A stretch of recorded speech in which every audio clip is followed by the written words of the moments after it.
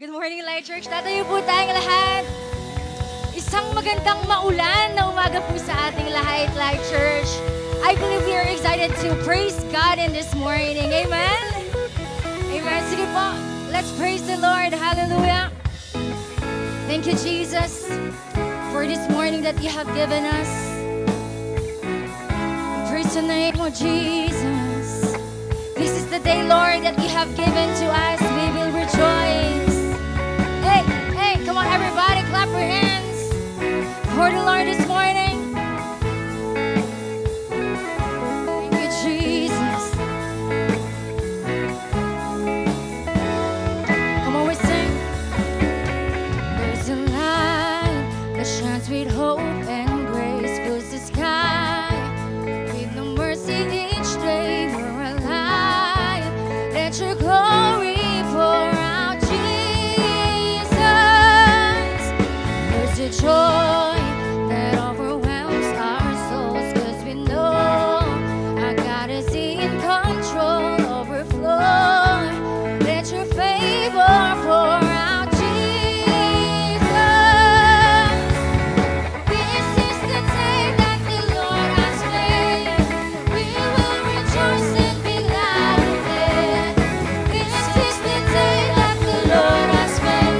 We rejoice and be glad in it. We rejoice and be glad in it. Hey! It's a joy that overwhelms our souls, 'cause we know our God is in control, overflow. Let your favor pour out, Jesus. Jesus, we say, this is the day that the Lord has made. We will rejoice and be glad in it. This is the day that the Lord has made. We rejoice and be glad in it. This is the day that the Lord has made. We will rejoice and be glad in it. This is the day that the Lord has made. We rejoice and be glad in it.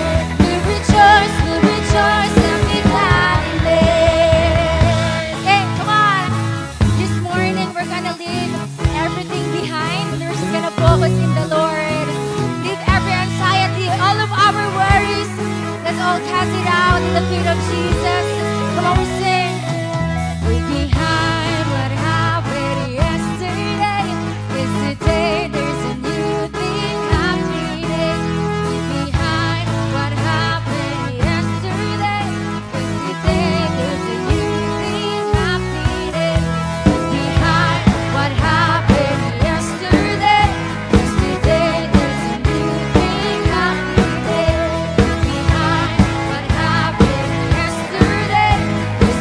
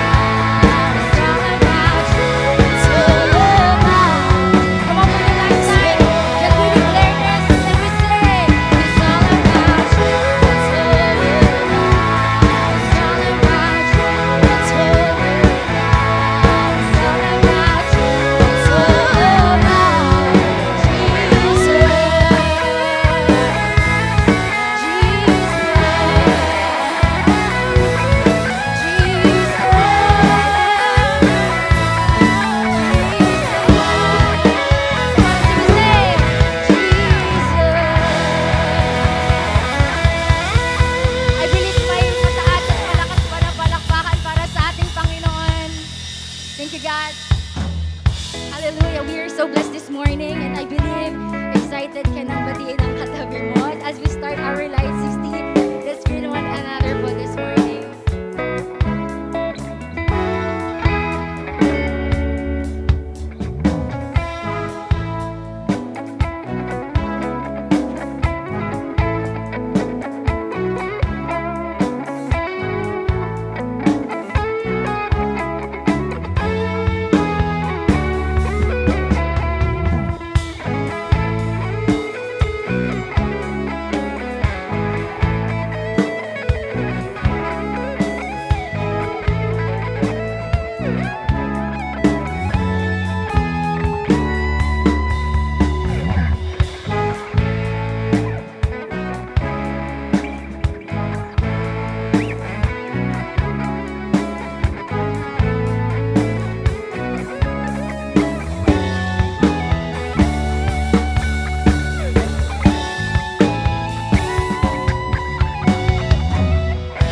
Blessed Sunday Light Church! Ayan, Light Family, talaga namang worship pa lang ay nakaka-bless na at tunay nga pinaghandaan ng katabi mo ang Sabbath day. Ayan, pwede po bang bago tayo umupo, pwede nyo po bang sabihin at batiin yung katabi nyo, you look good today. Amen. At dahil dyan po ay makakaupo na po tayong lahat.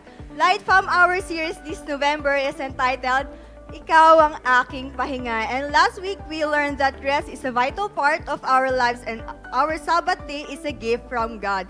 A gift that meant to be enjoyed and celebrated. Amen po ba? Amen. And speaking of celebration, if it's your first time joining us here today, pwede po ba namin kayong maimbitahan na tumayo? Ayan, yung mga first time po natin, pwede po ba kayong tumayo? Ayan, sige po, palakpakan po natin sila. We'd love to see you, celebrate you, and welcome you properly. Welcome home po, and we're truly glad that you came today. Just a quick reminder lang po, after the celebration, our consolidation team would love to meet you for a short welcome huddle lang po. We also prepared a small gift specially for you, so please po, wag muna po kayong aalis after the service. And of course po, hindi rin natin kakalimutan ng ating returning visitors. Ayan, pwede po bang palakpakan natin sila? And if this is your second time with us, pwede po bang pakitaas ang inyong kamay? Yung mga second time po natin, pwede po bang pakitaas yung kamay? Ayan, welcome back po, and we're so happy that you chose to come back. We also have a small token of appreciation for you. And sige po, pwede po ba natin ulit palakpakan ng bawat isa? Amen. And now let's proceed to our light news. First on the list po, dahil sa successful na harvest event natin last month, during our month anniversary new Sunday time slot, our on-site service po, we have 8 a.m., 10:30 a.m., 3 p.m., 5:30 p.m., and 8 p.m. po. And sa ating Light Kids Church naman po, 10:30 a.m., 3 p.m., and 5:30 p.m. For our online, we have 8 a.m. and 10:30 a.m. via Facebook and YouTube channel. Replays at 3 p.m., 5:30 p.m., and 8 p.m. naman po sa YouTube channel. But today po, due to the tropical cyclone warnings po, we have changes. Our time slots today are on-site services po 8 a.m., 10:30 a.m., and 3 p.m. For our Light Kids Church naman po, 10:30 a.m. and 3 p.m. Again, these time slots are just for today po. And next, we are so excited because our School of Discipleship journey has kicked off and we can't wait to see what God is going to do and through you. Ayan, reminder lang po sa ating mga SOD student, SOD classes are happening every Friday night at 7 p.m. po. And come ready to learn, to grow, and to be ignited. Don't miss out on what God is building in you. So be present, be prepared, and be on fire each week. Amen po ba?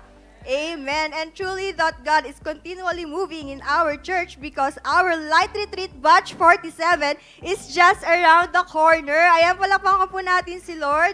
Kaya naman po, if you're in discipleship journey, get ready for a life-changing experience. Mark your calendars and prepare your hearts for a time of growth, connection, and spiritual breakthroughs. And Light Retreat preparation naman po ay November 22, Saturday po yan. And Light Retreat will be on December 5, Friday, and December 6, Saturday. Kaya para sa ating mga incoming delegates don't miss this unforgettable weekend. Let's experience God's presence together. And lastly po, as we celebrate our Light Church 16th anniversary, we continue with our giving campaign, Ang Regalo Ko sa Birthday ng Church Ko.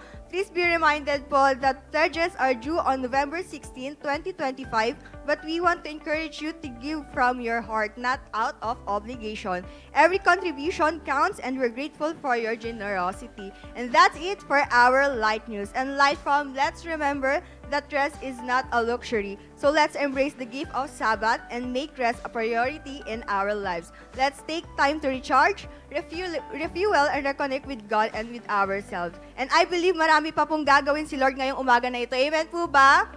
Amen. Kaya naman, let's open our hearts and receive the best from our faithful God.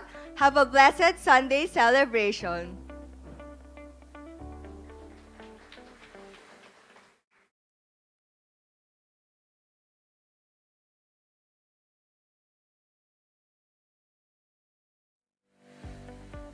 And po, no? So, magandang araw po sa atin lahat, Light Family. So, ayan, no? So, excited na po ba at ready na po ba tayong magbigay at magbalik kay Lord? Ayun, so sabihin po sa katabi mo, it's giving time. So, ayan po, no? So, before po dyan, so basahin po natin yung verse natin today. So, sabi po sa Ecclesiastes 5:4.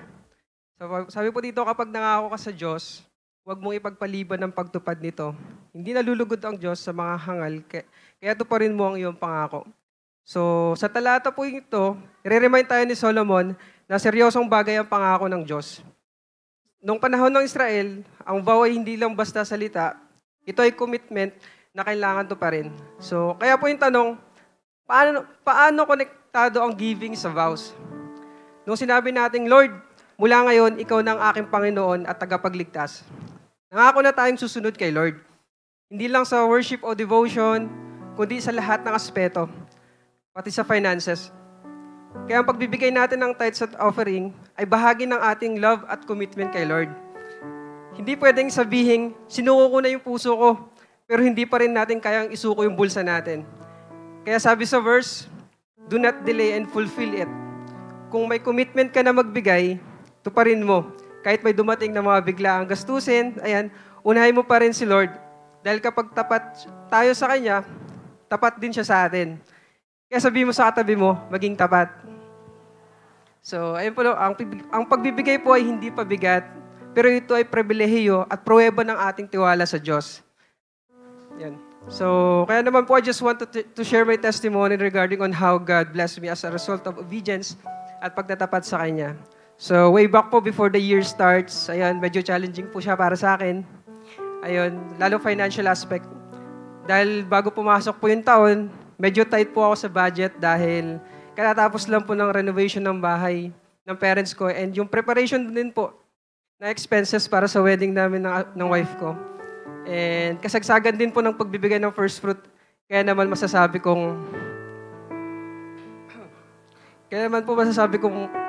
napaka-challenging talaga and mahirap. Ayun. And kasi kailangan din po namin ng pera that time. Pero still, I give back to the Lord kung ano yung para sa Kanya. And kalakip ng panalangin ng pagtitiwala na siya na yung bahala sa lahat. And as a result po ng pagtitiwala na yun, ito po yung mga naranasan ko kay Lord. Ayun, so naging successful po yung wedding namin ng asawa ko noong last March. Ayan.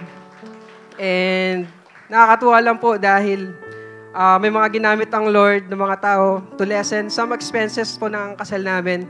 And talaga naman po nakaka-overwhelm how God moved. And naramdaman namin ito ng asawa ko and sobrang thankful kami kay Lord.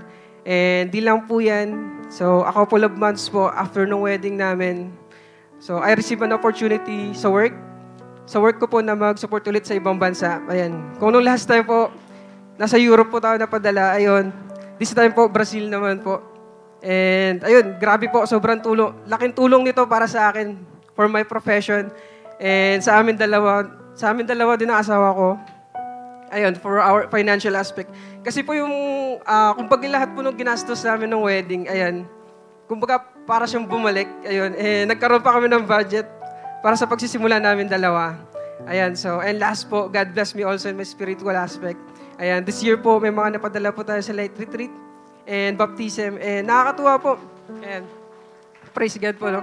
Nakakatuwa po dahil even busy yung mga oras namin sa work at ibang ganap sa buhay. Ayan, hindi po ito naging hadlang para matigil at para nasa nila encounter nila kay Lord.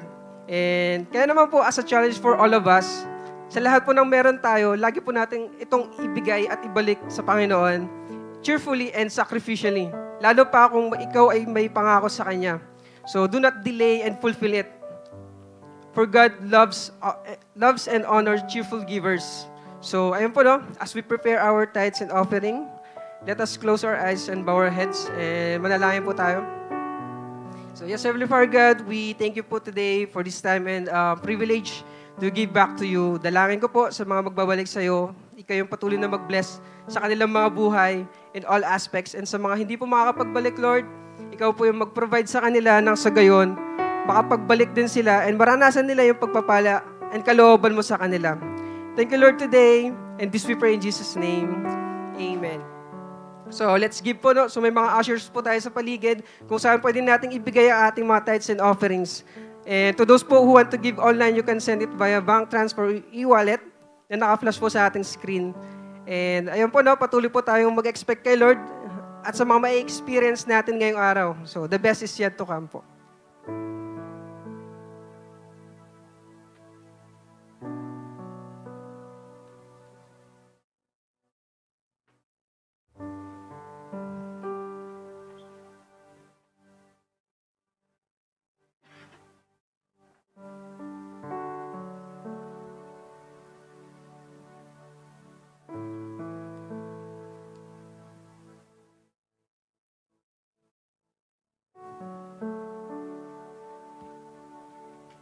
Ayan, patatayo po tayong lahat.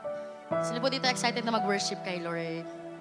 Amen po ba? So, before we worship God, I know someone here may be pagod. Focus sa maraming bagay sa career, sa pag-aaral.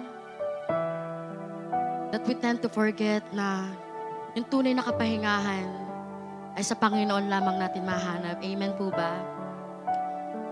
Come on, just surrender your heart to Him and lay everything at His feet. For God can do anything sa buhay mo. You know, He is our true rest. Jesus Christ, His presence. His presence is all that we need, all that we want. Kaya come on, lapit ka sa Panginoon. Sa ama mo, na ready kang yakapin, na Lord, na anak, you are my child and you deserve to rest in my presence. I'm gonna surrender everything to Him. For He is the God of restoration, a God who can wipe all your tears, all your sicknesses. Come on, just trust in His presence. Na yung Diyos na sinasamba mo ay buhay, dakila at makapangyarihan. Come on, just be desperate. Just be desperate, for nothing else matters but Him. Him alone. Thank you, Jesus. Lord, we ask for your presence. God, we want to rest at your feet, God. Thank you, Jesus. Thank you, Jesus. Thank you, Jesus.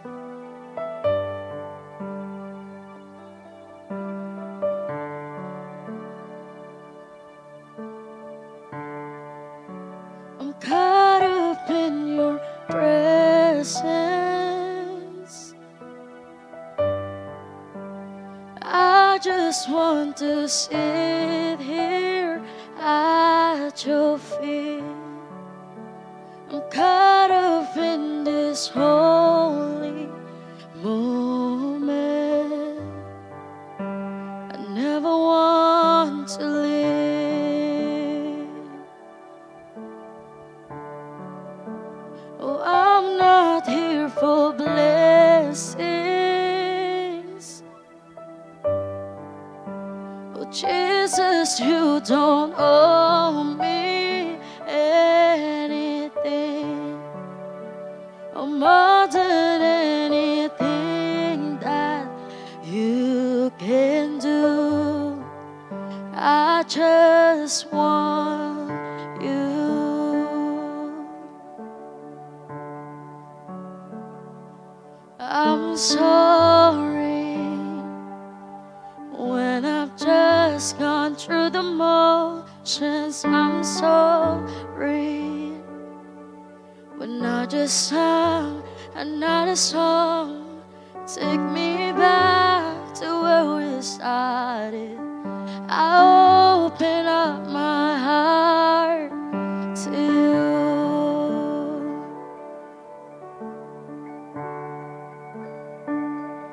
And I'm sorry when I've come with my agenda. I'm sorry when I forgot that you're enough. Take me back to where we started. I open up my heart to you.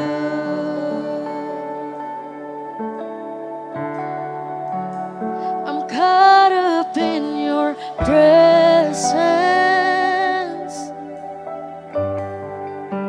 I just want to sit here at your feet. I'm caught up in this holy moment. I never want to leave. Oh, I'm not here for blessings.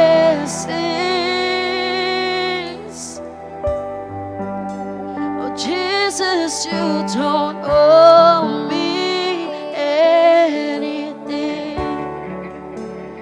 more than anything that you can do. I just want you.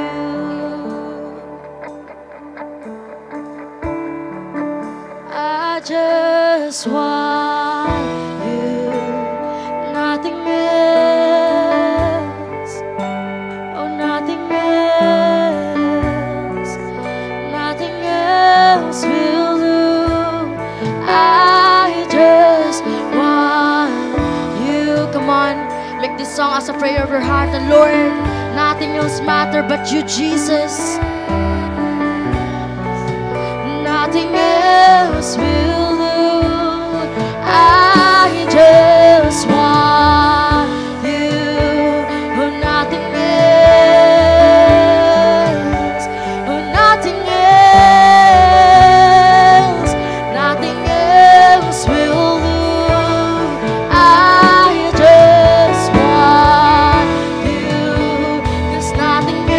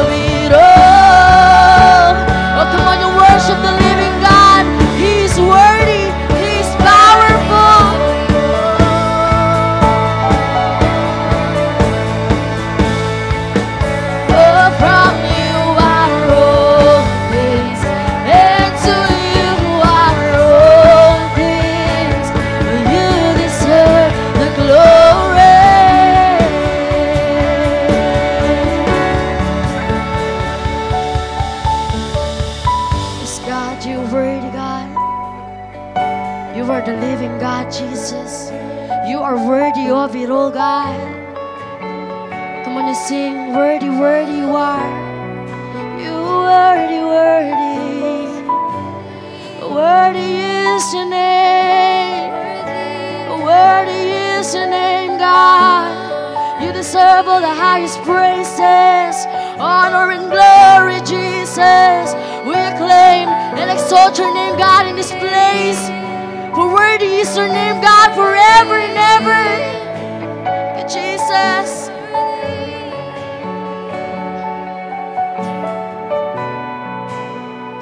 Worthy is your name,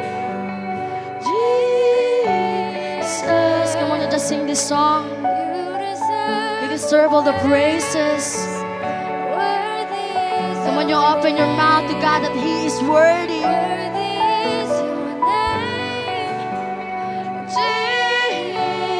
Jesus, you deserve the praise. Worthy is your name. Sing, worthy you are.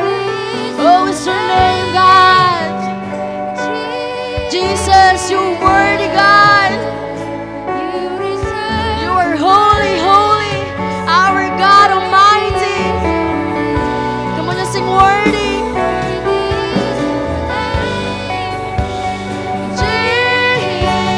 Jesus, for you deserve the praise. Worthy is your name. Worthy is your name. Jesus, for you deserve the praise. 'Cause worthy is your name. Worthy is your name. Jesus, for you deserve the praise. 'Cause worthy is your name, Lord. You're worthy is your name. You're worthy, God. Oh, we lift your name, God, in this place. Oh, you are holy forever. We exalt your name, God. You are the living one, our hope. Come on and sing, worthy, worthy. Worthy is your name, Jesus. You deserve the praise. Worthy is your name. Worthy is your Jesus, for you deserve the praise. Worthy is your name. Worthy is your name, Jesus, for you deserve the praise. Come on, for the last time, let's sing worthy.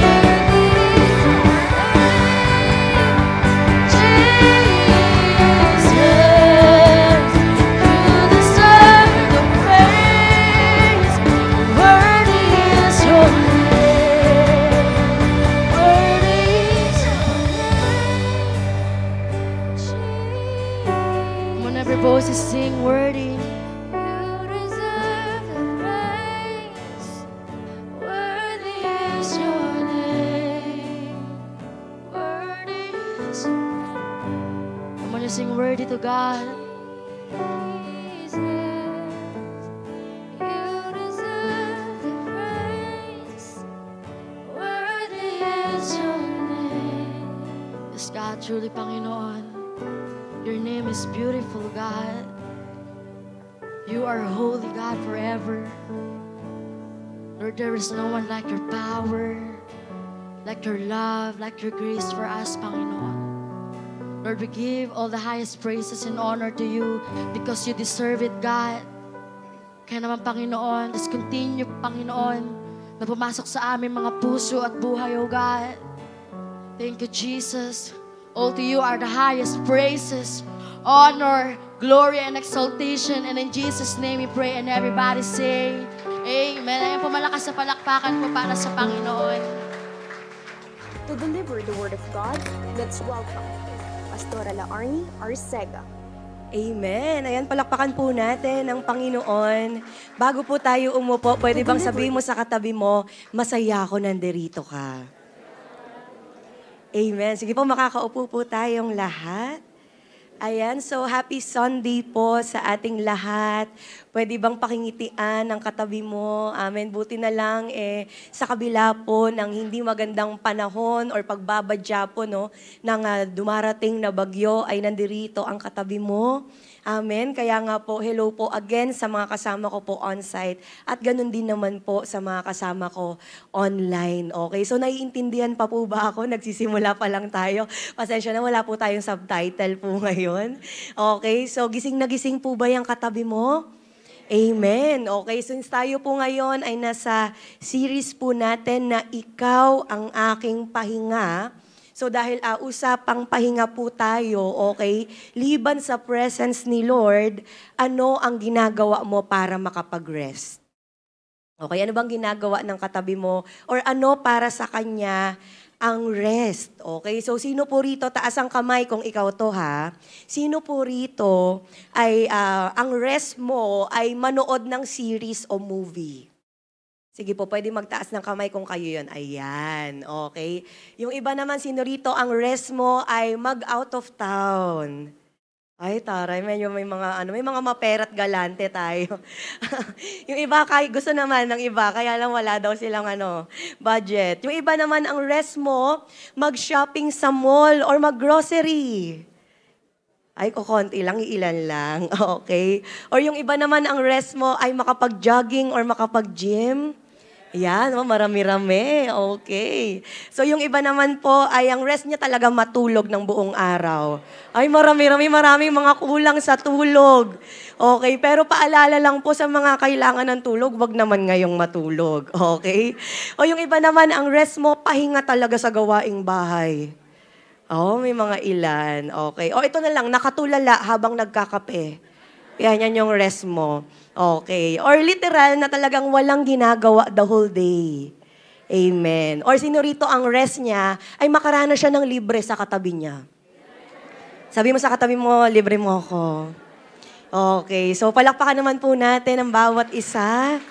Grabe, may iba't iba tayong mga pahinga, okay? Kaya nga po, ang sarap sa pakiramdam na tayo po ay nakakapag-rest. Amen po ba?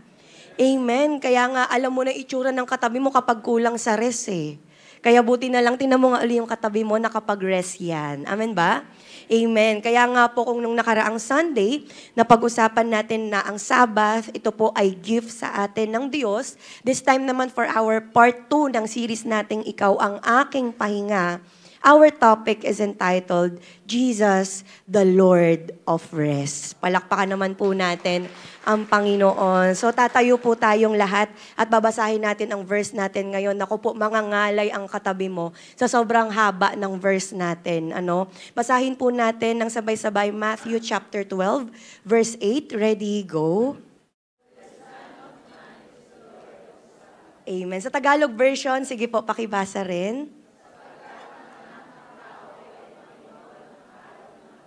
Amen. Okay, pray po muna tayo. Lord, salamat po sa araw po na ito. We thank you for your word kasi alam po namin na may bago kaming matututunan, may bago kaming malalaman at makikilala namin kayong lalo bilang kayo na Lord of Rest. God, excited ako kasi alam ko na hindi aksidente na nandirito kami ngayon at nalalaman, napapanood namin to online. Alam po namin na kinakausap niyo po kami ngayon personally. That is why, God, have your way in us. I pray that Holy Spirit may you give us wisdom sa mga oras na to. Kayo po, O Diyos, ang maitaas at gamitin niyo lamang po ko bilang inyong tagapagsalita. We love you, Lord. We praise your name sa pangalan ni Jesus. Amen. Sige po, makakaupo po tayong lahat. So yung binasa po natin sa Matthew chapter 12 verse 8, nga po pala ay si Jesus ang nagsasalita po dito mismo about sa Sabbath sa mga Pharisees. Kaya if you would notice po, ang verse na binasa po natin ay nagsimula sa preposition na for. Sabi nga po natin for.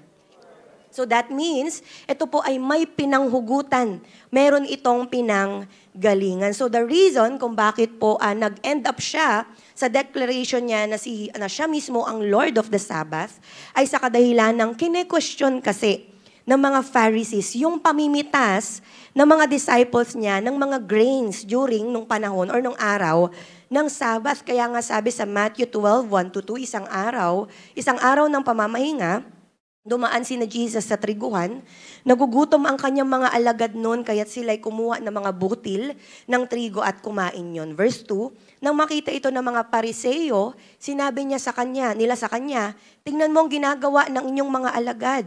Mahigpit yang pinagbabawal ng kautusan sa araw ng pamamahinga. Okay, so talagang para po sa mga Pharisees, bawal ang ginawa ng mga disciples kasi according po sa pag-aaral, ang mga Pharisees po na ito, nagdagdag pa sila ng 39 main types of work na pinagbabawal during Sabbath.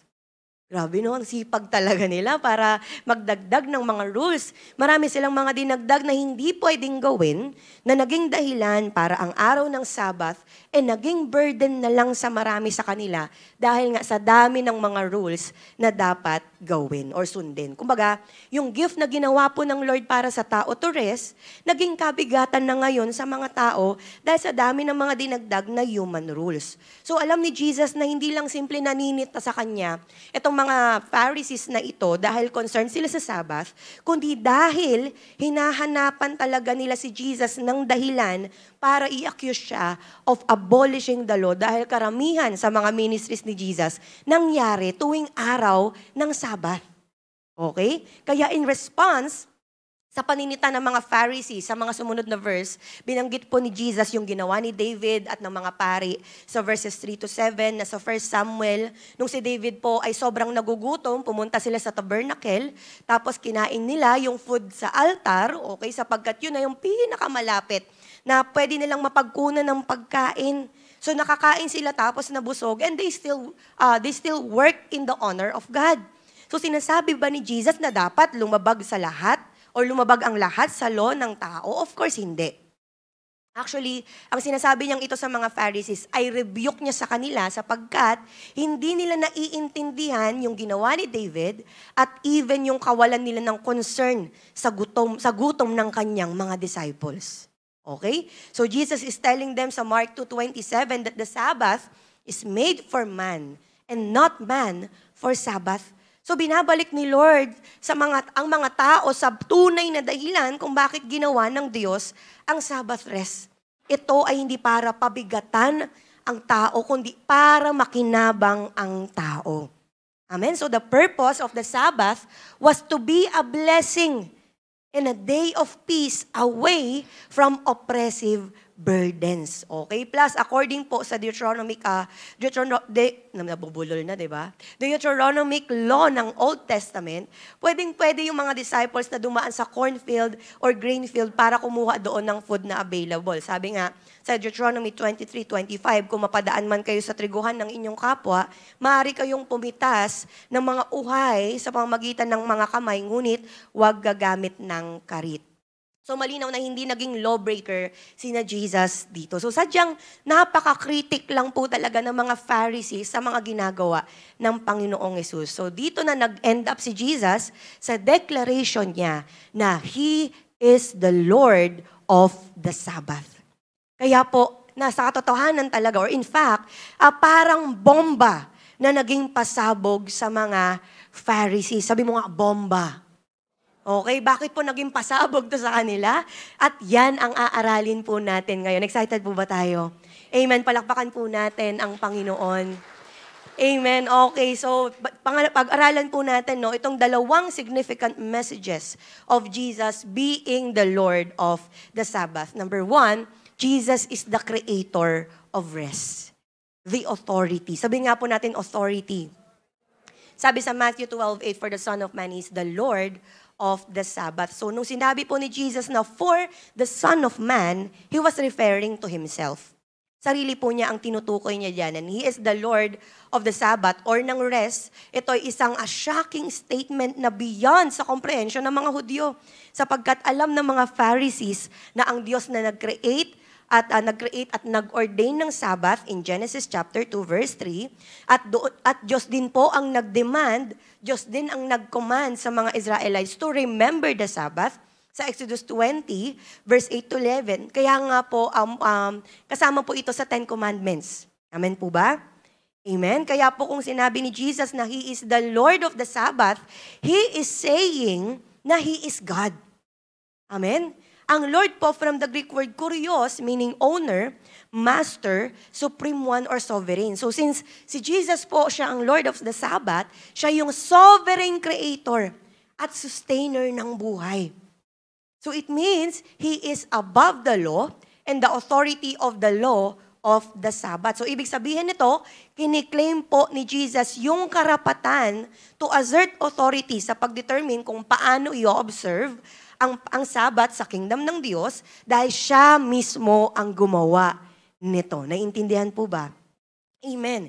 Ni-reveal ng passage na to yung pagka-Diyos ni Jesus na dito pa lang, He equated Himself with God the Father, becoming God in human form. So gigil naman lalo yung mga Pharisees po dito sa Kanya. Kasi para sa kanila, blasphemy po ito. Okay? Ni-reveal po dito ni Jesus na He is the one who exercises authority even over the rules and regulations na nag-govern about sa Sabbath day. At siya, si Jesus na God in the flesh, at author ng mga laws na ito, at siya ang agent ng creation. Gaya nga ng sinabi sa John chapter 1 verse 3, through Him, all things were made. Without Him, nothing was made that has been made. Si Jesus din po ang tinutukoy mismo sa Hebrews 1:10. Ang sabi, He also says, in the beginning, hindi po in the beninging, okay? In the beginning, baka nabubulol yung katabi mo, okay? In the beginning, Lord, you laid the foundations of the earth, and the heavens are the work of your hands. So since si Jesus po ang creator ng Sabbath, lumalabas that the creator is always greater than the creation. Amen? So this is not simply a sense of entitlement, pero si Jesus ay dinedeclare niya yung katotohanan kung bakit siya ay maaaring itali or kung bakit hindi siya maaaring itali sa mga man-made rules ng mga Pharisees. And by saying this, Jesus is expressing the desire ng Diyos na makinabang ang tao sa Sabbath kung bakit nilikha ng Diyos ang Sabbath. So Jesus Christ is the Lord of the Sabbath day, the one who made all things. Amen po ba? So lumalabas na ang antithesis between Jesus and the Pharisees ay hindi lang sa magkaiba nilang concern sa tao, pero pati na rin yung pagkakaiba nila ng perspective sa Diyos. Kasi Jesus, through the Sabbath, expressed God's character of concern for His people, habang itong mga Pharisees naman na ito, through the Sabbath, tinitignan nila si God na petty at legalistic by burdening the people and not even allowing them to eat. Okay? So it's always the case, mga kapatid, na kapag hindi mo talaga kinikilala ang Diyos ng tama, mawawala rin tayo sa tamang application ng Kanyang mga salita. Tama? So the wrong perspective of who God is can lead to misunderstanding what He wants. Kasi pag di mo kilala ang Diyos, hindi mo rin siya ma-represent ng tama. So today, alam niyo po, napakaraming mga practicing religion. Iba-iba ang representation pagdating kay Lord. For example po, yung iba sa sobrang legalistic or sa sobrang higpit na mga practices, hindi na si Jesus yung nakikilala ng tao, kundi yung batas na ng tao. Tama? Kaya ang tao, kilala ang batas, pero hindi po malapit sa Panginoon. Yung mga ginagawa niya, para na lang sumunod sa batas. Pag tinatanong mo sila yung mga ibang mga religions, ba't yung ginagawa to? Ay, sinabi sa amin. Ay, kasi ganito talaga. Okay, so hindi dahil sa kinikilala nila ang Panginoon. Meron naman po kabaliktaran naman. Sa sobrang lousy, sa sobrang luwag ng tingin kay Lord, hindi na ginagalang maging yung pagsamba kay Lord. Nagiging sinihan na lang, nagiging restaurant na lang yung tingin sa time kay Lord na kung ayaw ng palabas, or may ibang lakad, di hindi napipiliin si Lord. Okay? So this is why today, binabalik po tayo sa tamang understanding kung para saan ang Sabbath in the first place. It is made for man for the glory of God. Na hindi lang po tayo nagsasabat para simple magpahinga, pero para makilala ang lumikha ng Sabbath. Amen? Palakpakan naman po natin ang Panginoon. Now, here's my question mga kapatid. Are we aware na si Jesus Christ po ay creator ng rest? Are we glad na ang Diyos po natin na sinasamba ay siya pala mismong author ng rest? Diba? Bakit? Kasi baka po may iba sa atin, we have the knowledge na yes, creator si Jesus. Siya ang creator mo, siya ang creator ng skills mo, siya ang creator ng talento mo, siya ang creator ng strength mo, or ano pa mang meron ka. Kaya may mindset po tayo na, ay, kinreate ako ng Lord sa family na to, kinreate ako ng Lord sa community na to, sa calling na ito, kaya gagawin ko to, gagawin ko yan, ibibigay ko to, etc., etc. Na wala pong problema sa mga gusto nating gawin para sa tao or sa ibang, or sa Diyos, or ibigay ang lahat, ganyan-ganyan. Kaya lang, baka we are having this tendency na malimutang hindi lang yan ang created ng Diyos sa atin. Because the Lord is also the creator of rest. Amen? So you know what that means? Ibig sabihin, ang tunay na pagpapahalaga ng Sabbath ay hindi lang tungkol sa pag-fulfill ng anumang batas o yung simpleng pagpapahinga sa sarili or para sa sarili. It means you enjoy the rest God created alongside the Creator. Ibig sabihin, hindi lang siya tungkol sa hihinto yung katabi mo, hindi lang sa ibig sabihin na walang gagawin yung katabi mo, tungkol siya sa intentional na pagpapahinga sa presence ni Jesus and wanting to be with Him sa rest. So it means kinikilala mong you are simply a creation. Nilikha lang ako ng Panginoon at nagre-rely ako sa Diyos na lumikha sa akin. Kaya kung nasaan siya, kung ano ang kalooban niya, sa araw ng iyong pagpapahinga, doon ka mamamalagi. Amen? Kaya yung pagdalo po ninyo sa church, ngayon na araw ng inyong na araw ng rest ng katabi mo, hopefully hindi yan kabigatan sa kanya. Diba kahit na nilalamig siya, kahit na tumitingin na siya sa langit, uulan ba? Pag uulan siguro, mag-o-online na lang ako. Matutulog na lang ako, hihiga na lang ako, kukumpletuhin ko na lang yung 8 hours of sleep ko. Diba? Hindi yan obligasyon sa kanya, hindi siya nabibigatan na gawin ito. Hindi na kailangan pang yayain o kaladkarin mula sa ground floor hanggang sa 3rd floor. Okay? It doesn't give you stress to go to church or spend time with God. Instead, you look forward to it dahil nagpapahinga ka sa presence ng Panginoon. Kaya nga, ganun yung attitude ng katabi mo, palakpakan naman po natin ang Panginoon. So lahat ng ito ginagawa mo para sa Kanya kasi yan ang pahinga ng kaluluwa mo. Amen? Nakikita mong nagbe-benefit yung kaluluwa mo at hindi siya panibagong kapaguran para sa iyo. So kinokorek po tayo ng Panginoon sa atin ngayon. Kaya pasintabi po sa mga iba na napilitan lang ngayon. Ba naman yan, ang aga-aga, babangon ako. Aga-aga, maliligo ko, lamig-lamig ng tubig. Okay, so it's a joy. It's a joy na tayo po ay nasa presence ng Panginoon. Amen? That is why every time na napapagod ka, na-drain or exhausted, bilang magulang, perhaps, bilang may asawa, bilang anak, bilang worker, okay? Kaya baka may mga iba sa atin, sobrang pagod, di ba? Napapasayaw na lang, pagod, napagod, napagod, napagod. Hindi ko alam yung steps. Kayo na lang, di ba? Alam mo yun, pagod na ako, Jo. Sino ba si Jo? Pagod ka na bilang mentor, bilang minister, or bilang tao, pagod ka na bilang tao. Ang gusto mo na lang maging siomay minsan. Maging patatas, yan na lang yung gusto mo, okay?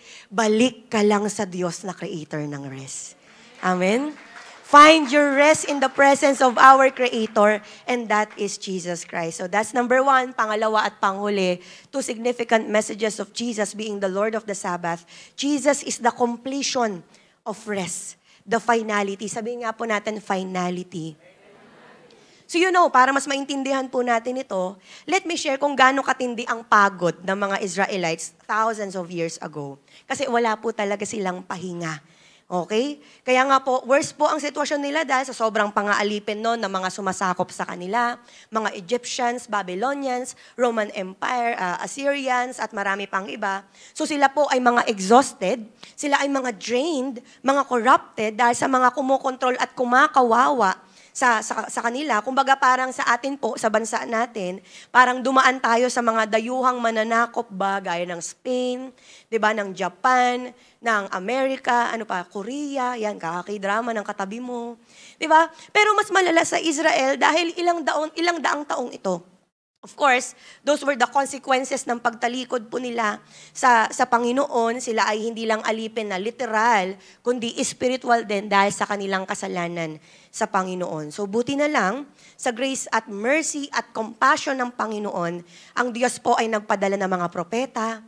Okay, nagpadala po siya ng mga lingkod niya to preach about what the Lord wants them to know at para ipakita pa rin po na nais ng Diyos na bumalik ang kanyang bayang pinili sa kanya.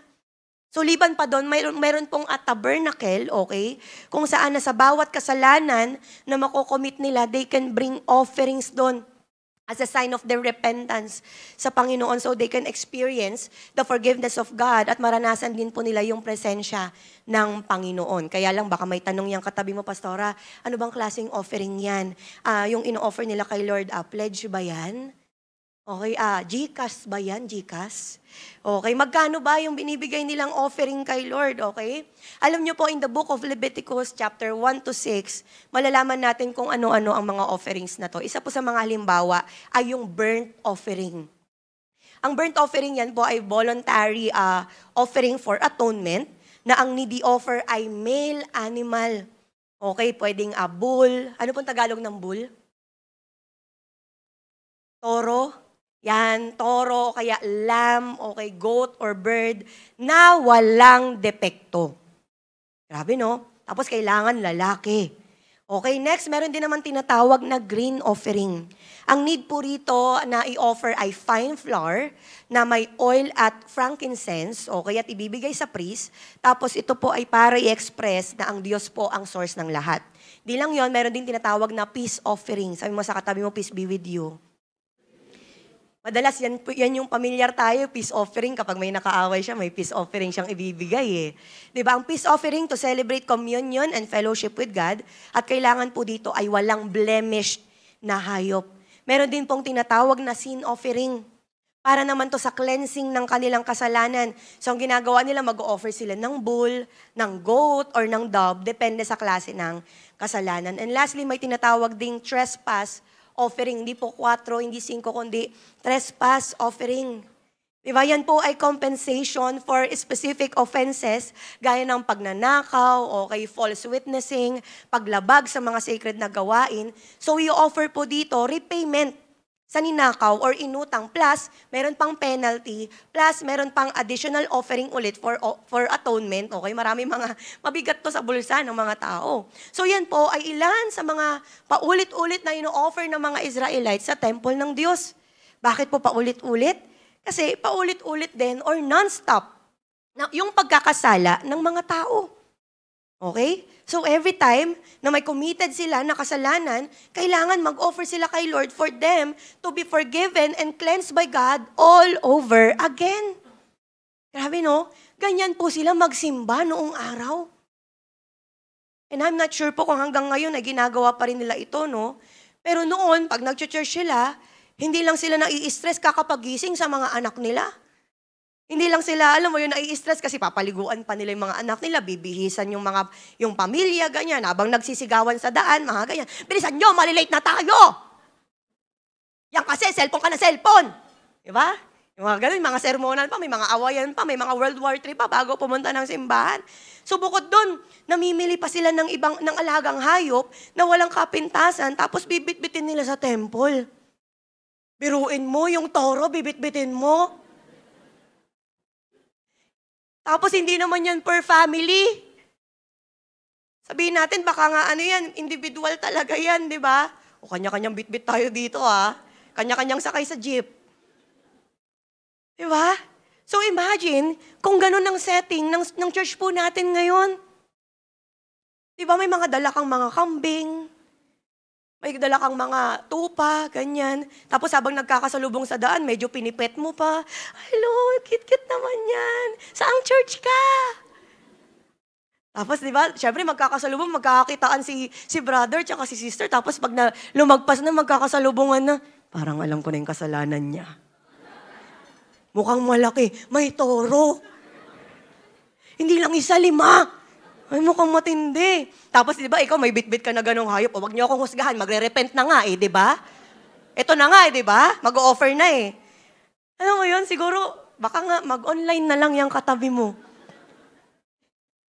Dahil marami na siyang mga kailangang i-offer. Di ba, ang hirap kapag ganun yung setup natin sa church. Pero matapos ang ilang daang taon ng paghihirap na para pumantay sa pamantayan ng Diyos, wala pa ring naging sapat na kabayaran sa kasalanan ng tao. Not until 2,000 plus years ago, ang anak ng Diyos nagkatawang tao at siya mismo ang naging Lamb of God na sinakripisyo once and for all for the forgiveness of man. And that is Jesus Christ. Palakpakan po natin ang Panginoon. Grabe, no? So ngayon natin nakikita na ang laking bagay pala ng paglapit natin kay Lord. Minsan parang, alam mo yun, medyo ma-attitude pa tayo sa pagharap natin kay Lord. Lord, sorry Alam mo naman yung nagawa ko. Sorry na. Alam mo yung ganun lang tayo na parang wala talaga tayong genuine na repentance, walang halong sincerity, at parang walang planong magbago. Diba? Kaya baka may iba sa atin ng mindset pa rin, kaya pumupunta ng church every Sunday para magpalinis. Alam mo yun, para magbawas ng kasalanan ba? Diba? Pero nawawala sa atin yung sense of gratitude ba na kaya ako nakakalapit kay Lord dahil lang sa ginawa ni Jesus Christ. Palakpakan naman po natin ang Panginoon. At sa totoo lang, Jesus Christ is the fulfillment of the law.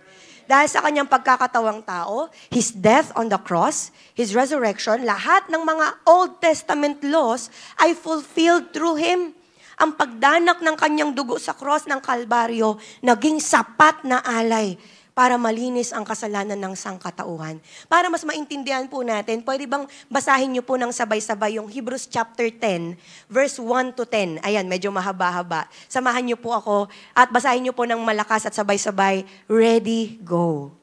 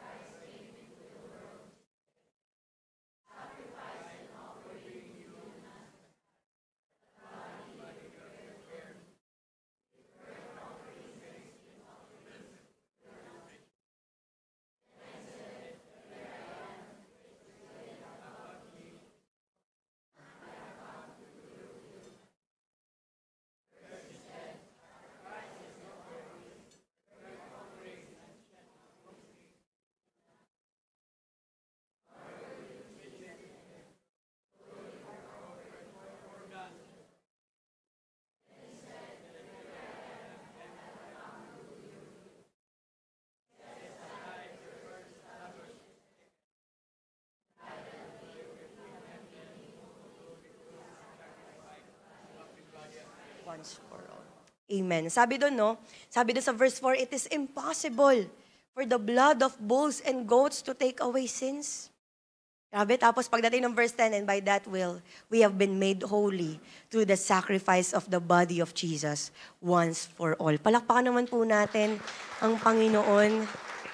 Grabe. Dahil po sa pagiging perfect sacrifice ni Jesus para sa kasalanan ng mundo, ang sino mang mananampalataya sa Kanya, makakaranas ng forgiveness ng Diyos. Makakaranas ng restoration at mararanasan ang matinding rest sa presence niya, hindi lang dito sa lupa, kundi hanggang sa eternity. So, ibig sabihin mga kapatid, na kumpleto ang requirement, na fulfill ang hinihingi ng law. At dahil kay Jesus Christ, fulfilled ang Sabbath rest. So ito yung klase ng rest na provided ni Christ. Sa Hebrews 10:9-10 ang sabi, "This remains then a Sabbath rest for the people of God, for anyone who enters God's rest also rest from their works just as God did from His." Ang finished work ni Christ, yung naging way for us to come confidently sa presence ng Diyos.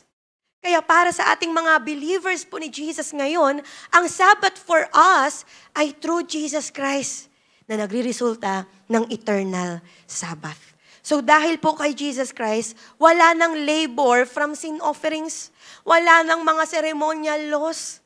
Okay, dahil kay Jesus Christ, siya mismo ay naging acceptable offering sa Diyos Ama at sapat na siya para sa reconciliation, para sa restoration ng relationship ng Diyos sa tao. Sabi mo sa katabi mo, sapat na si Jesus. Ibig po sabihin mga kapatid, ang pagpapractice natin ng Sabbath rest ay hindi na para mapatawad tayo sa mga kasalanan natin o para hingin yung favor ni Lord at paghirapan na umabot tayo mismo o maabot natin yung standard ng Diyos. Kundi we practice Sabbath rest in today's time to celebrate Jesus Christ. To celebrate the completion na siya mismo, ang completion ng Sabbath, that He died and rose again on the third day. And now, our soul receive rest. Kaya ang bawat Sunday ay tinatawag nating Sunday celebration. Sabi ng katabi mo, yun pala yun. Kaya po tayo umaawit at nagsasaya. Diba kaya minsan nagmumukhang baliw yung katabi mo kasi ang dami niya mga pinagdaanan. For the past week, ang dami niya mga iniiyak kay Lord. Pero pagdating dito, grabe, ang tindi ng sumayaw. Ang tinding umawit na parang walang pinagdaanan. Kasi nga, tayo po ay nagsiselebrate. Kaya ang bawat rest natin is about offering praise to Jesus. Kaya po mga kapatid, higit pa sa sariling pahinga, Sabbath is about Jesus. It's all about Jesus and not about us. Amen? It's about the one who made it possible for us to experience the real rest for our soul. Kumbaga parang ganito, hindi ako totoong nakakapagsabat kapag natulog lang ako. Hindi ako totoong nakapagsabat kapag naggala lang ako o kaya kapag nag-family time lang ako or nag-me time lang ako, pero walang Jesus sa Sabbath ko. Kaya kahit pa yung katabi mo natulog ng 24 hours, grabe naman yung 24 hours. Alam mo, nagising ka na next day na. Okay, kahit pa yung katabi mo ay naggala sa pinakatahimik at malamig na lugar, gaya ng sementeryo, ay hindi ba doon? Diba kahit pa yung katabi mo ay kumain ng kumain, kung hindi kasama si Jesus sa Sabbath niya, hindi pa rin siya tunay na nakapagpahinga. Kaya mga kapatid, tandaan, there is no other Sabbath rest besides Jesus. And there is no real rest without Jesus Christ. Kasi si Jesus Christ ang completion ng ating pahinga. Palakpakan naman po natin ang Panginoon. So bilang panapos, ano po yung dalawang significant messages of Jesus being the Lord of the Sabbath. Jesus is the Creator. Okay, yun po yung authority and the completion ng ating pahinga or ang finality. Marami po tayong natutunan. Amen. So sa pag-aaral po natin ng Sabbath, we have learned na we are commanded to rest in the Sabbath. At sa Sabbath, that's the time that we commune with the Lord. And during our Sabbath, we rest from our works. Pero ngayon, we have learned na dahil kay Jesus Christ, kaya nakaka-experience tayo ng Sabbath, and it's because of Jesus, kaya we can commune with God, na in Christ, we find rest. Na walang tunay na pahinga kung walang Jesus sa buhay at sa araw natin. Therefore, mga kapatid, our Sabbath is no longer about abiding in laws, but it is about abiding in Christ, our true rest. Ang tunay na pagpapahinga is about abiding in Christ. Kaya po bilang application, isang bagay lang po, abide in Jesus, our true rest. Amen? Sa mga first-timers po or sa mga bagong mananampalataya po sa atin dito, mga kapatid, abiding in Jesus, it means having faith sa ginawa niya for us to be saved. Hindi dahil sa sarili mong efforts, hindi dahil sa mga ginawa mong mga mabuti or mga magaganda. It means no need to perform pagdating kay Lord. We have nothing to prove. Amen? Sapat ang ginawa ni Jesus for us to be acceptable to Him. Para makapiling natin ng Diyos sa eternity. Baka kasi yung katabi mo, Or tayo personally, lumaki tayo sa isang pamilya, sa community na kailangan may mga mapatunayan ka bago ka matanggap. Kailangan may mga gawa ka, may mga maipakita kang mga credentials, magagandang credentials, kumbaga para maging pasok ka sa pamilya na to, para lang maging proud yung mga magulang mo, or para maging ma-please mo yung mga tao sa paligid mo and all. Pero pagdating kay Lord, tandaan natin sapat si Jesus Christ. So Jesus as our Sabbath, it means our salvation is fully secured through His sacrifice. Kasi nakakapagod ang guilt, nakakapagod ang shame, nakakapagod yung paulit-ulit na pag-aalipin or pagkaalipin sa kasalanan. Kasi araw-araw, pinapagod tayo ng mga consequences ng kasalanan, pinapagod tayo ng anxiety sa buhay, tapos yung mga samot-saring mga pressures and hurts. At alam ni Lord lahat ng pagod mo. Sabi mo sa katabi mo, alam ni Lord lahat. Kaya baka meron sa atin dito, naghahanap ka ng solusyon, at napapagod ka, kaya umaasa ka na dumating naman yung araw na makapagpahinga ka sa mga problema mo, or sana may mga tao na tutulong sa'yo para makaalis sa kapaguran na yan. Mga kapatid, gusto ko malaman mo, kay Jesus Christ lang natin mararanasan ng tunay na rest. Hindi sa kasalanan, hindi dito sa mundo, hindi sa pera, hindi sa yaman, hindi sa position, sa achievements natin, hindi rin sa mga tao. Kay Jesus lang. So ito yung panahon para tumahan at mamalagi kay Jesus Christ. Abide in Jesus. Sa mga kapwa ko believers, sa mga matagal na po na mga naglilingkod sa Panginoon, may we all find rest in Jesus Christ. Lalo na sa mga panahong kaliwat kanan yung mga ginagawa mo para sa pamilya, para sa mga anak mo, para sa mga mahal mo sa buhay, find rest in Jesus. Sa mga panahong sunod-sunod yung araw ng paglilingkod mo sa mga tao at sa Diyos, sa Kanyang simbahan, find rest in Jesus. Why? Mga kapatid, serving Jesus is a rest, not a burden. Sa mga panahong you keep on leading His flock, ikaw na mentor, ikaw na light group leader, find rest in Jesus. Find rest and refuge in Him because God is most honored. He is most glorified in us when we are truly rested in Him. Yes, we can somehow get some rest sa pagpupos sa mga trabaho o gawain, sa iba't ibang mga activities, pero tanging kay Jesus Christ lang tayo makakaranas ng tunay na rest. Kaya make your communion with the Lord your priority over everything else. Ibigay mo yung all-out na worship mo. Ibigay mo yung best na oras mo. Ibigay mo yung buong buhay mo sa Kanya. Ipakita mo na yung celebration, yung tunay na celebration tuwing Sunday celebration. Magsaya tayo, magpasalamat sa Diyos, at huwag natin pag-isipan kung a-attend pa ba tayo ng church fellowship or hindi. Kasi our Sunday is for the Lord. Huwag po nating ipagpalit ang worship at devotion natin sa ibang lakad. Lakad. Sa panonood ng Netflix or sa ibang activities or ano pa man. Alisin natin lahat ng mga distractions natin during your time with the Lord para totoong makapagpahinga yung isip mo, makapagpahinga yung puso mo. You pray and meditate His Word. Tandaan ang Sabbath natin, patungkol yan sa pag-rest mo sa presence ni Lord. Patungkol yan sa Kanya, patungkol yan sa pakikipag-commune at pag-enjoy mo ng relationship that we have in Him dahil kay Jesus Christ. Remember this mga kapatid, whatever presence you rest in could either give you peace or chaos. Napakaraming presence ang pwedeng pumagod sa tao sa panahon ngayon. Do you agree with me po? Presence ng obligation. Paglabas mo dito, may mga obligasyon ka na. Presence ng tao. Meron ba kayong mga kilalang mga ganong tao? Presence lang ng tao, pagod na kayo. Kita ko pa lang yung bunbunan niya, pagod na ako. Di ba?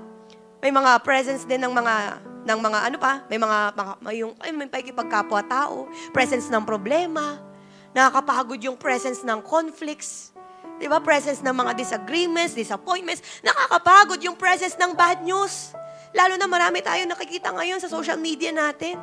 Maraming mga threats, maraming mga suliranin. Kaya nga po, even siguro yung presence ng family mo, ng kaibigan mo, nauubos at napapagod ka rin eh. Di ba? Kaya kahit saan ka pumunta sa panahon ngayon, any presence can exhaust us. Pero may katanging-tanging presence sa buhay mo na kahit nasa gitna ka pa ng bagyo, pag nakapagpahinga ka sa presence na ito, you will find peace. And that is the presence of our Lord Jesus Christ. Palakpakan po natin ang Panginoon. His presence brings undeniable and unfathomable peace. Minsan po ba naranasan mo na yun? Na yung mga tao nagtataka sa paligid mo, bakit ganyan yung itsura mo? Ang dami natin mga pinagdadaanan. Ang dami nangyayari ngayon sa lugar natin. Pero yung mukha mo parang wala akong nakikitang anumang katas ng pag-aalala. Katas lang siguro ng mantika. Pero walang katas ng anxiety, ng anumang worry. Kasi nakapagpahinga kay Jesus. Kaya kung gusto mong malaman kung nakakapagpahinga ka ba sa presence ni Jesus, tignan mo lang yung mukha mo sa salamin. Ay, tumanda ako ng 20 years Tagal ko nang nakapagpahinga ata kay Lord. Alam niyo po, mas maigi na makapagpahinga tayo sa presence ng Lord kaysa ma-rest in peace tayo. Baka may iba sa atin kumakatok pa. Ano na sinasabi na naman ni Pastora. So His presence brings healing to the heart, peace to the mind, recovery of body and soul na pwede kang maging totoo. Di ba? Pwede mo maipakita na you're broken, you're hurt before Him, and He still brings you peace. Yung pwede kang maging free to be yourself, to bring Him all your garbage, to bring Him all your baggages, pero uuwi kang malinis, uuwi kang malaya coming from His presence. And there is no other rest like the rest we find in the presence of Jesus Christ. Marami pong pwedeng gawin ng kaaway para lang madistract ka at di ka magsettle sa pagpapahinga mo sa presence ni Jesus. Gagawin kanyang busy. Gagawin kanyang maraming mga iniisip, maraming alalahanin para lang hindi ka mag-end up sa pagpapahinga mo sa presence ni Lord. Pero ang prayer ko, kapatid, nawa, paulit-ulit mong hanapin yung presence ni Jesus, ano man ang mangyari sa buhay mo. Dahil tanging kay Jesus Christ lang tayo makakaranas ng renewed strength, ng peace, ng joy, satisfaction at tunay na kapahingahan. Amen? Palakpakan po natin ang Panginoon. Kaya sa mga oras na to, can we all close our eyes, mga kapatid? Habang ikaw'y nakapikit ngayon, ang panalangin ko, huwag ka sana magpapa-distract or ma-conscious sa paligid mo. Kasi alam ko na kanina ka pa kinakausap ng Panginoon. Alam ko na kanina mo pa nararanasan yung presence ng Lord. And I want you to listen to this, kapatid. Habang ikaw'y nakapikit sa totoo lang, nakakapagod ang buhay. At any presence sa paligid pwedeng magbigay sa'yo ng exhaustion. Anumang presence sa paligid, pwede siya sa'yong magdulot ng draining. Matataktak ka sa mga presence ng problema. Matataktak ka sa mga presence ng mga tao sa paligid. Nakakapagod. Kaya sa mga first-timers po natin dito, ito yung challenge for us to come sa presence ng nag-iisang person na makakapagbigay sa'yo hindi ng stress, hindi ng exhaustion, pero tunay na kapahingahan. And that is si Jesus Christ. That is why if this is your first time, nais mo na kilalanin ng Panginoong Hesus, magkaroon ng relasyon sa Kanya at makaranas ng kaligtasan, pwede mo akong sabayan sa panalangin na to. Sabi mo, Panginoon, patawarin niyo po ako sa aking mga naging kasalanan. Magmula nang ako'y nagkaisip sa mga oras na ito. Panginoon, naniniwala ako na kayo ang Diyos na nagkatawang tao para lang ako ay maligtas. Kayo ang Diyos na pinako sa krus, na matay nilibing, na buhay muli para ako'y maligtas at makaranas ng tunay na kapahingahan. Kaya simula sa araw na ito, tinatanggap kita bilang aking Panginoon at tagapagligtas. Kapatid, kung sinundan mo ako sa panalangin na yun, and you pray that with all sincerity, tanggapin mo ang kapatawaran ng Panginoon, kapatid. Tanggapin mo ang kaligtasan na dulot sa atin ng Panginoong Hesus. Tanggapin mo ang kapahingahan na mararanasan mo lang sa presence ng Panginoong Yesus. Hindi sa pahinga na nararanasan mo sa mundo. Hindi sa pahinga na nararanasan mo sa ibang mga bagay, ibang tao. Ito ang tunay na rest na mararanasan mo lang kay Jesus Christ. At sa ating lahat dito, sa mga kapwa ko believers, mga mentors, ministers, I know, marami sa atin ang mga nagiging cause ng sobrang pagod. Isa sa pinaka nakakapagod is to try to impress the presence of other people. Kaya minsan you get tired of meeting the standard of your mentor. Minsan napapagod ka na i-meet yung standard ng asawa mo. Minsan napapagod ka na i-meet yung standard ng pamilya mo. Kaya kinikip mo na lang yung image mo. So you keep everything in place na para lang hindi magmukhang chaotic ang buhay. Kaya lagi mo na lang minemaintain yung image mo. Yes, paulit-ulit kang nagsiserve. Yes, paulit-ulit na nagmi-meet ka ng needs ng iba. Yes, paulit-ulit na minimit mo yung standards or expectations ng iba. Just for you to look fine. Just for you to look okay sa paningin ng iba. Pero mga kapatid, listen to this. I want to tell you na Jesus knows you well. He knows the real you. Sa presence ng iba, nagagawa mo mag-pretend. Pero sa presence ni Jesus, you can just show Him the real you. He can bring you peace, kapatid. He can bring you rest. All you have to do today is to come to Him. Your true rest, kapatid. Wala kang dapat patunayan. Wala kang dapat i-prove ngayon sa harap ni Lord. Wala kang dapat ipaliwanag. Baka kasi matagal mo nang nalilimutang mag-rest sa presence ni Lord. Baka you have been busy making a name for yourself. Busy ka na may mapatunayan. Busy ka na para walang masabi yung ibang tao. But today, listen to this. You have nothing to prove. Today, wala kang dapat na itago. You are free to come to Jesus. You are free to be just yourself. Just like sa unang beses mo siyang nakilala. That is why sa mga oras na to, abide kay Jesus Christ, our true rest. Come on, just rest in His presence. Sa mga oras na to, come on. Kausapin mo ngayon ang Panginoon. Magpahinga ka sa presensya ng Panginoon. Find rest in Jesus Christ, our true rest. Come on. Hindi tayo nagmamadali. Hallelujah. Just rest in Him. Feel the presence of Jesus Christ right now.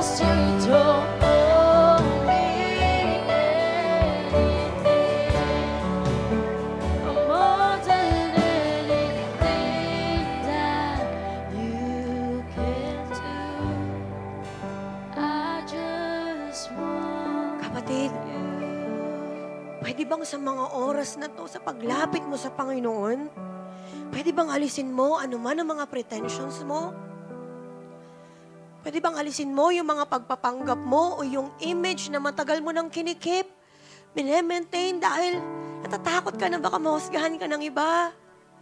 Natatakot ka, baka makita ng iba yung vulnerability mo, yung kahinaan mo bilang ikaw na may asawa, bilang ikaw na tatay, bilang ikaw na nanay, bilang ikaw na mentor na disciple, bilang ikaw na matagal nang nagiging breadwinner, bilang ikaw na anak, bilang ikaw na matagal na sa journey na to ng Panginoon, baka matagal na panahon mo nang naipakita yung totoong ikaw sa presence ng Lord. Pero sa mga oras na to, habang ika'y nakapikit at dinaranas mo yung presence ng Panginoon, dalangin ko, lalapit ka kay Lord just like yung unang beses mo siyang nakilala. Ano ba yung attitude mo? Ano ba yung naranasan mo nung unang beses mong nakilala si Lord? Noong mga panahon na yon, wala ka pang ginawa para sa Kanya. Noong mga panahon na yon, wala pa tayong masyadong napatunayan sa ibang mga tao. Noong mga panahon na yun, it's just between you and the Lord. It's just your humility and brokenness before Him. Noong mga panahon na yon, yun yung time na para ka palang baby. na inaalagaan ng isang tatay. Wala pa yung mga positions mo, wala pa yung mga achievements mo, wala pa yung mga ibang mga tao sa paligid mo. It's just you and the Lord. Kaya I pray na sa paglapit mo sa Kanya ngayon, lapit ka just like nung unang beses mo siyang nakilala. Abide in Jesus, your true rest. Kapatid, sa pagpapakita mo ng tunay na ikaw, sa pagpapakita mo ng tunay na kahinaan mo kay Lord, makakaranas ka ng tunay na kalakasan. Sa pagpapakita mo ng tunay na vulnerability kay Lord, makakaranas ka ng comfort. Sa pagpapakita mo kay Lord ng anumang mga kinakatakot mo, makakaranas ka ng peace. Makakaranas ka ng revival. Makakaranas ka ng kapahingahan sa Kanyang presence. Kaya wag na wag mong palalagpasin ang pagkakataon na to na maranasan ang presensya ng Panginoon. Kaya this time, I rebuke ano paman ang mga distractions ngayon. I rebuke ano paman ang mga ginagawa ng kaaway para lang hindi mo maranasan ang presence ng Lord. But this time, do your best. Do your best to abide in the presence of God. If that is your prayer ngayon, pwede ka bang tumayo and raise up your hands? Have this heart na wala kang ibang i-desire maliban sa presensya ng Panginoon. Come on, raise up your hands. Stand on your feet. Hallelujah. Yes, Lord. There's nothing else.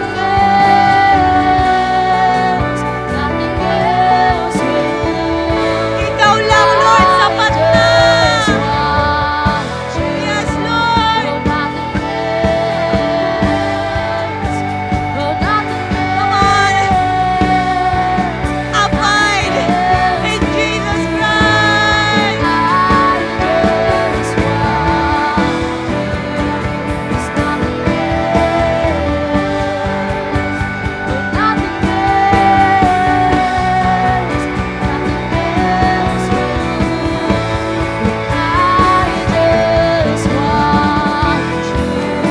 Come on, be hungry for more. Magutom at mauhaw ka sa presensya ng Panginoon. Ikaw lang, Lord. Sapat na. I'm longing for you. Sa iyo ako makakahanap ng tunay na kapahingahan. Hallelujah. Come on, feel the presence of God. Sa mga oras na to, Panginoon, I pray, makaranas ang bawat isa ng genuine na encounter sa presence mo.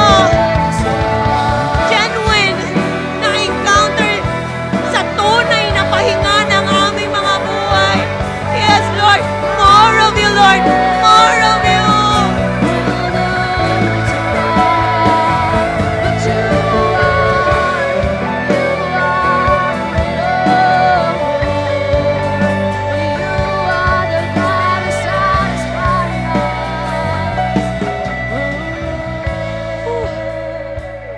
Grabe, Lord. Come on.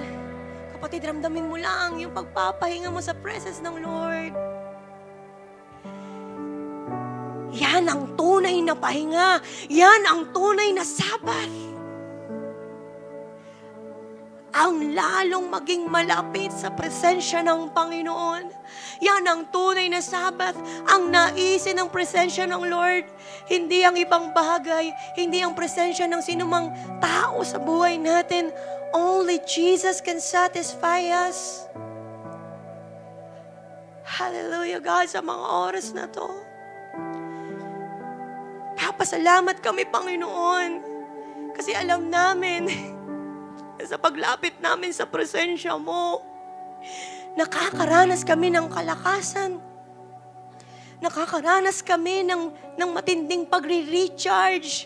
Kasi ang dami namin mga dinaranas ng mga problema, marami mga presence sa paligid namin ang nagpapahina sa amin. Pero sa presensya mo ngayon, nakakaranas kami ng strength.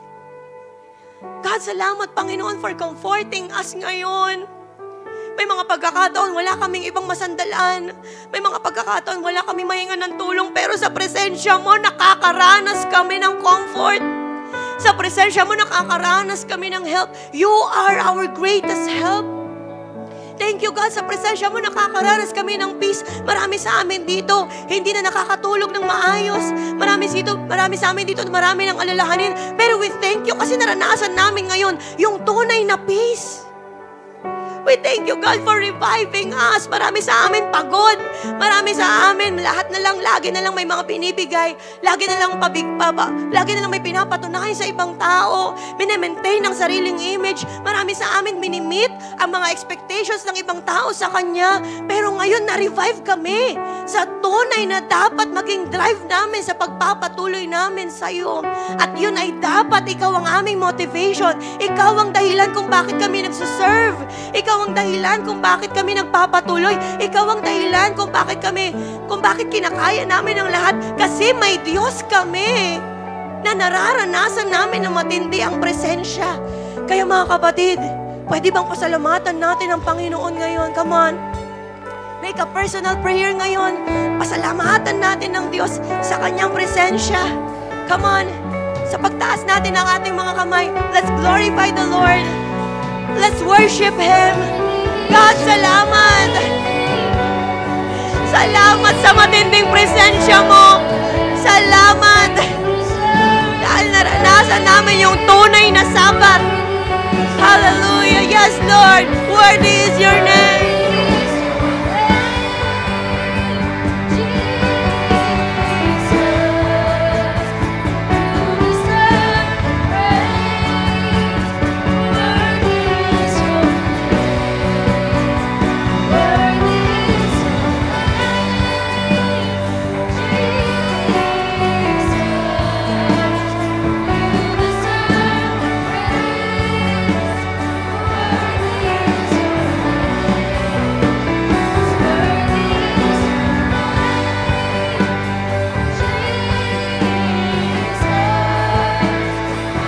Come on, for the last time, sing with all your heart. Yung pagsamba na galing sa puso. Yung pagsamba na totoo. Hallelujah.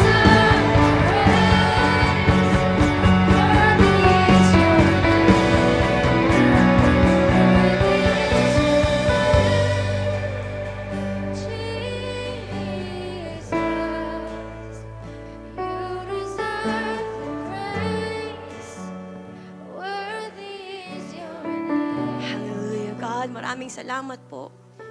Buti na lang nakilala namin kayo ngayon bilang Lord of Rest. Buti na lang may Diyos kami na mismong creator ng rest. May Diyos kami na mismong completion ng rest, God. Tunay nga na ikaw pa lang, ikaw ay talagang sapat na sa aming mga buhay. Presensya mo pa lang sapat na para mas lalo kami makapagpatuloy sa aming mga buhay, para malabanan namin ang mga pinagdadaanan namin. Kasi kayo ang kalakasan namin. Kayo ang dahilan kung bakit kami nakapagpatuloy. Kayo ang dahilan kaya kami nakakaranas ng healing, ng restoration, ng forgiveness. Kayo ang dahilan, Panginoon, kung bakit kami ay nakakaranas ng matinding revival. Kaya thank you, God, for letting us experience your presence. Your presence is enough sa buhay po namin. Ang presensya mo ay sapat dahil yun ang dahilan. Kaya po kami, Panginoon, ay nakakatayo at nakakapagpatuloy. Salamat, Panginoon, sa iyong presensya. We thank you, Jesus Christ, for dying on the cross, for resurrecting on the third day, para po kami ay talagang makaranas ng completion ng rest. Salamat sa kapatawaran, sa pagmamahal, sa grasya mo at sa mercy mo. Excited kami na mag-celebrate ngayon. We love you, Lord. We praise your name sa pangalan ni Jesus. And everybody say aloud, Amen and Amen. Sige po, ibigay natin ang best na celebration ngayon kay Lord. I believe there's a reason to celebrate. Come on, once again, a great clap of praise for our Lord. Eh, sa mga naman po nakita in offering at gusto po magbigay, yung basket po dito po sa harap. As we sing this song once again, come on. Our God is the Holy One, we sing. You are the Holy One. You are the